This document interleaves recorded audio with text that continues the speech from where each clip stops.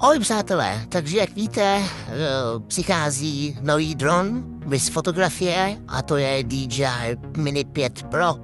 K prodeji má dojít v polovině září, což je ten měsíc, a to, co tady vidíte na fotografii, tak vlastně aktuální fotografie toho dronu, nebo respektive také má vypadat. A ten dron je naprostou špičkou mezi mini dronama.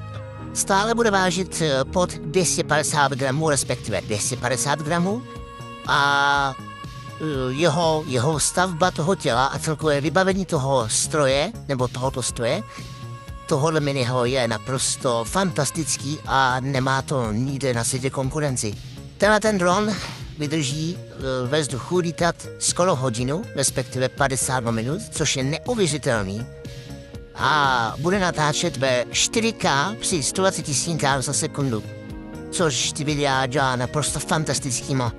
Bude vlastně spárovaný s 24 mm fokusem a 1.8 objektivem a vlastně dokonce 48 mm teleskopickým režimem.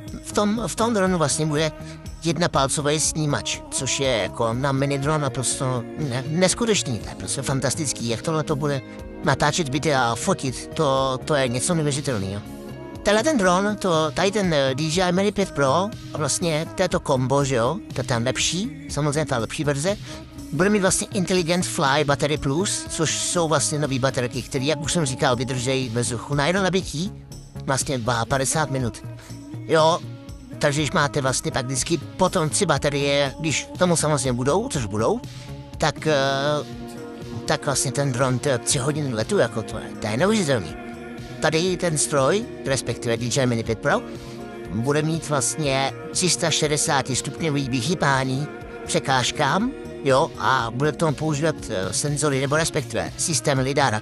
Do tohoto dronu bylo jako poprvé použito tedy 360 stupňové vyhýbání se překážkám a to i za slabého osvětlení, což výrazně zlepšuje schopnosti detekce překážek proti 4 Mini Pro. Jo, úplně to poskočilo někam jinam, kde to už ani nepochopíte, jak je to vymakaný. Samo sebou ten dron vlastně má DJI Active Track pro automatizované sledování záběrů, jo, takže to tam prostě už bude. Potom je tam vlastně přepracovaný gimbal a konstrukce, je tam 3osí kamerový gimbal, který se může otáčet v rozsahu plus 225 stupňů, včetně skutečného vertikálního snímače bez ořezu. U 5 Mini Pro, která má vycházet v polovině září, bude nový uchycený vrtulí, takzvaný tap and twist systém a nahazující vlastně jednorázové šrouby. Jo, to bude úplně něco nového pro nás, je to rychlejší a lepší. Hlavně tam bude snadnější vyměnit, po případě, když máte poškozený dron, nebo respektive ty listy vrtulu, tak ty vrtule budou mnohem rychlejší a snáš vyměnit. Dron má neustále 250 gramů, aby spadal do nejméně regulované kategorie a zůstává tedy ultralehký, nese označení EU 3.0 i přes všechny vylepšení. Takže pořád s tímhletím dronem můžete lítat vlastně úplně všude. Takže očekávaná cena na úrovni je, vlastně ten dron bude na úrovni ceny 4 Mini Pro. Několik úniků naznačuje, že DJI udrží cenu. Základní balíček Mini 5 Pro, standardní kombo, má být podle pověstí uveden na trh za přibližně 759 amerických dolarů v Americe, jo, což je zhruba stejná cena, za kterou byl uveden Mini 4 Pro. Tady máme Flymore kombo s extra bateriemi a ovladačem DJI RC2 s displejem. Jo, to je ta lepší verze samozřejmě a ta už vychází nějakých 1129 euro.